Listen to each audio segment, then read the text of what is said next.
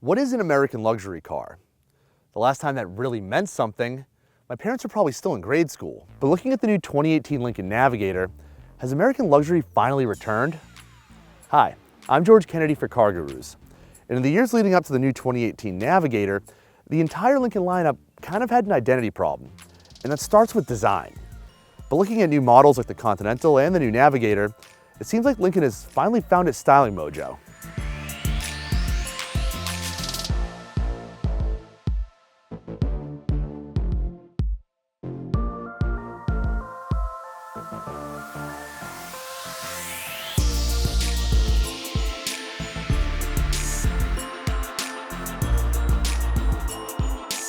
But the new Navigator makes a quantum leap in the cabin.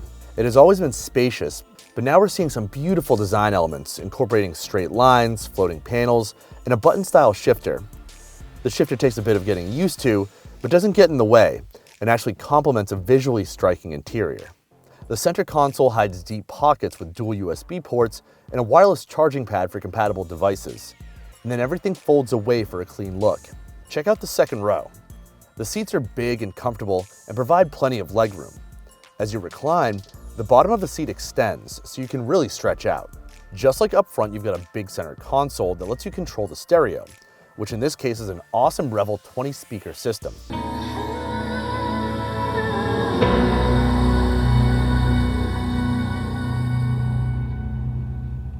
And then each second row has its own 10-inch screen. There's also plenty of storage for bags, devices, and snacks for long trips.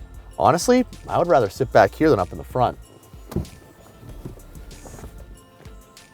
The third row is not ideal for full-size adults over long trips, but doable for a trip around the corner. Fold all the seats down and you get 103 cubic feet of total cargo space.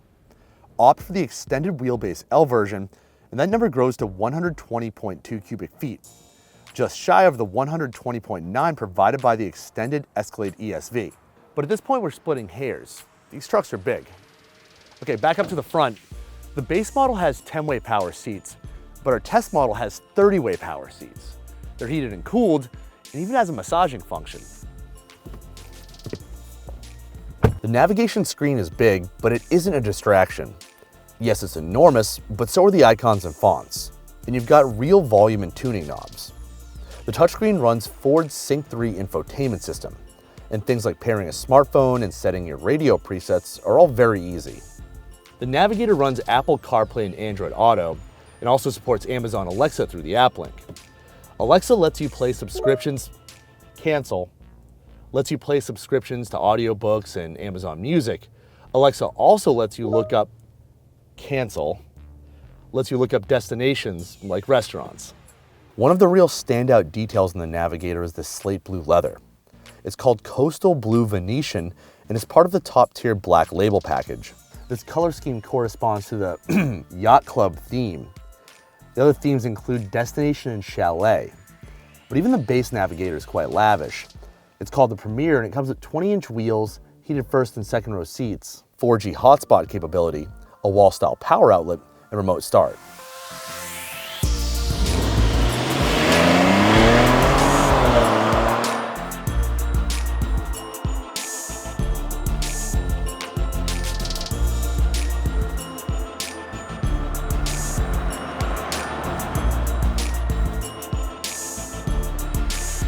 In addition to Premier, there are Select and Reserve trims, which I cover in more detail in my written review on CarGurus. You can find the link for that in the description below. No matter which trim you select, the Navigator comes with an EcoBoost 3.5-liter twin-turbocharged V6. This is the same engine in the Ford F-150 Raptor. It makes 450 horsepower and 510 pound-feet of torque. That's massive power for a V6, and with the way this thing pulls, you really won't have any need for a V8. You can get the Navigator with either rear-wheel drive or available all-wheel drive, both of which send power through a 10-speed automatic transmission. The Navigator stays surprisingly level through corners, especially for a vehicle this big. Yeah, there's body roll, but you won't find yourself reaching for the handle. Steering is very light, but you can tweak that with a drive mode selector. Yeah, you've got normal, but then there's conserve and excite, which apparently turns your car into a DeLorean.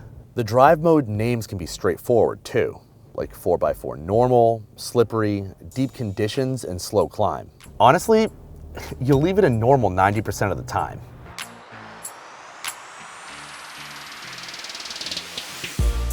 The 2018 Navigator was named the North American Truck of the Year, and despite all of its luxurious features, it doesn't forget its truck SUV roots. It's got trailer brake control and trailer sway control. Like many big SUVs today, it has running boards that deploy when you open the door and a 360-degree camera. You'll also find forward and reverse sensors which help with parking. You'll get a tire pressure monitoring system, a whole array of airbags, and something called side wind stabilization.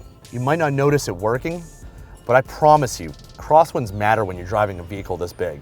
The base MSRP for a 2018 Lincoln Navigator is $72,055, while a black label starts at $93,705. Our test model? It broke the six-figure mark, clocking in at $100,315. That's a bonkers price no matter how you cut it. The black label is more than just a really nice trim package. It gets you membership for premium services like having your car picked up for maintenance while you're at home and getting a Lincoln loaner vehicle in its stead. You'll also deal with specialized Lincoln staff, have access to a specialized culinary collection of restaurants, and get an upgraded maintenance program and free car washes anytime you want.